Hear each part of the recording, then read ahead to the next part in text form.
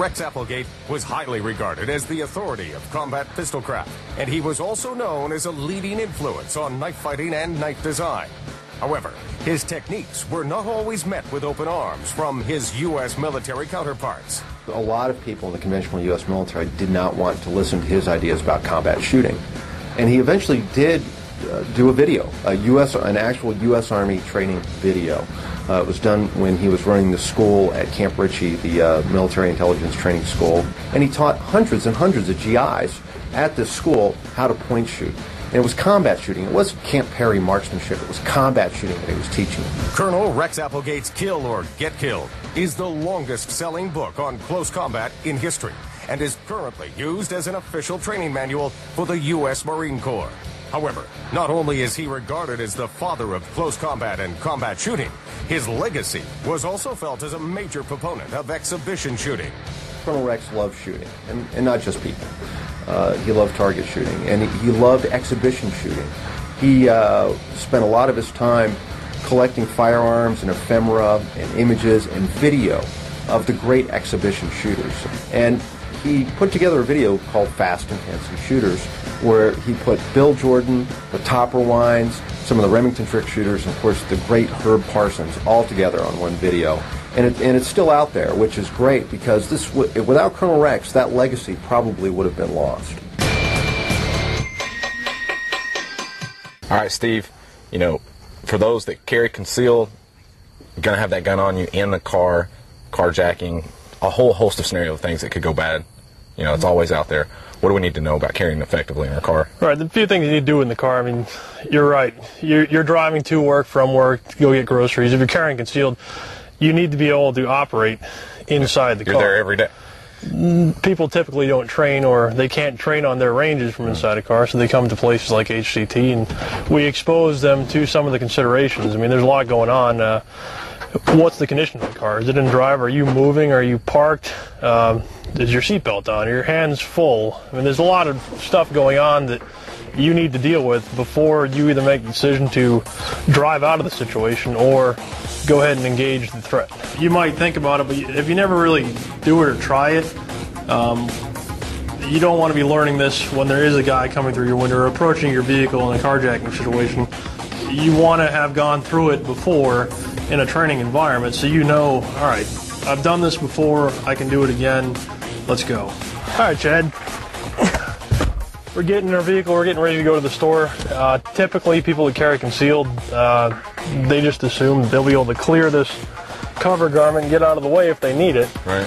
So you buckle up, and go back you are driving. However, if something does happen, I have to get this seatbelt out of the way. I have to dig this thing out and then draw and shoot. Every one of those steps takes precious time, so when I get into a vehicle, I'll expose, or I'll set the holster up. I sometimes even slide the holster forward, pull the gun out just a little bit, so I've got a little bit better grip if I need it. Sure. Then I'll go ahead and toss my seatbelt on and continue on. Yeah, it looks like you got it set up where you don't even have to move that the seatbelt. No, you're right. From here, I probably wouldn't have to. If something were to happen, I can bend over and engage.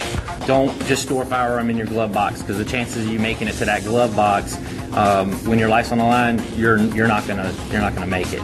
So the first and foremost thing in that is you don't want to be in a gunfight in your vehicle. Honestly, the best case scenario is drive away as quickly as possible.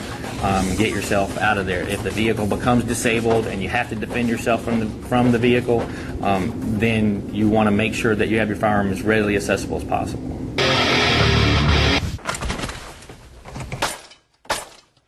Good hits.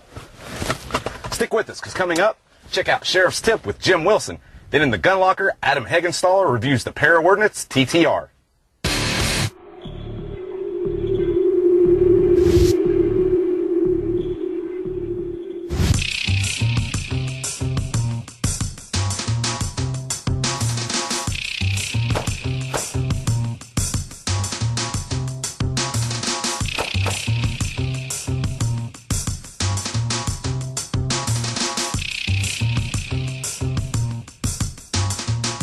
we talked about in the previous segment, bad guys don't always come at you from head on. Quite often they'll make their attack from the sides or another oblique angle. It's critical as you address that threat that you keep your feet balanced and your body in a position to deal with that threat in the most efficient manner. Now, making a right-hand turn for the right-handed shooter, the first thing we do is look and assess the threat. Yep, it's a bad guy. He has a weapon. I need to do something. My hand has already gone to the grip. I pivot with my right foot and bring my left foot, my support foot, around as I make my draw. Throughout the draw and throughout the turn, my feet have stayed apart. My weight's on the balls of my feet, and I'm able to move in a very athletic manner. This helps you stay on your feet and keep from tripping yourself up. Now that's the right turn. The left turn is just slightly different. Again, we become aware of the threat. Our hand goes to our weapon or the fighting grip. We assess the threat. Yep, it's a bad guy. So I step forward with my strong side foot as I make the draw, pivot on my left foot, and come on to target. Practice your turns so that you stay balanced, you become efficient, you can turn and address a threat from any angle.